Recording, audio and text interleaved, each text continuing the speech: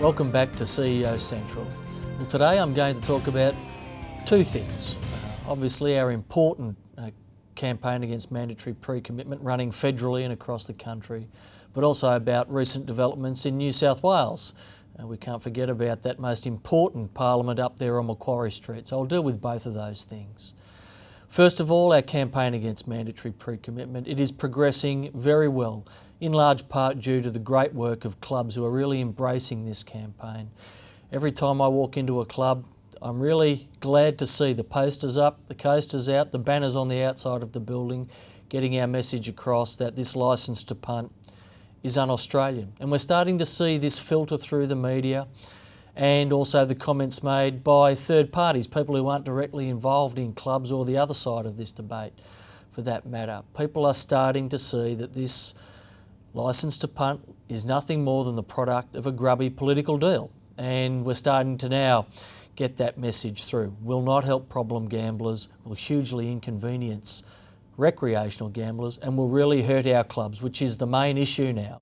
On top of all the media that you will have been seeing and hearing, a lot of which is supportive of our cause, we are now going to escalate our campaign. We will be running radio, it's already started actually, for about 2 months on Triple M, 2GB, 2UE and also 4BC in Queensland. Again, driving home the message that the licence to punt will hurt communities. We're also filming an advertisement that will be played at NRL games, rugby league games, displayed in leagues clubs and other clubs. This will really focus on the hit on junior rugby league and junior sport generally.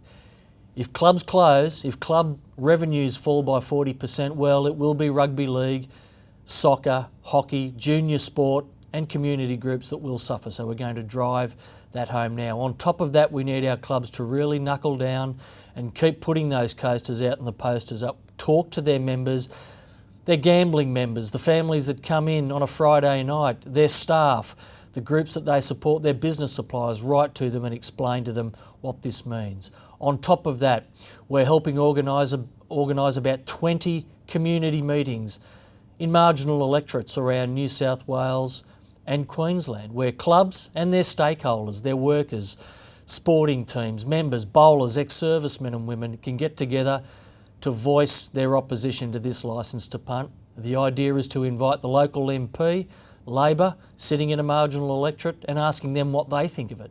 Will they support their club when this legislation gets into the House? These will roll out, you will hear a lot more about them in the coming weeks.